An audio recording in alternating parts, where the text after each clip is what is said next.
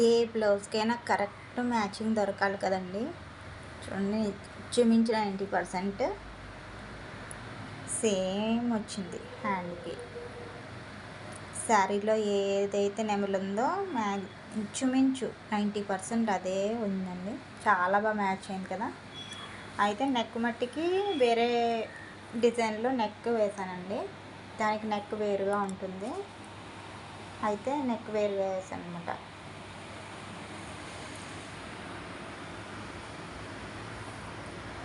ఓవరాల్గా చాలా బాగా వచ్చిందండి.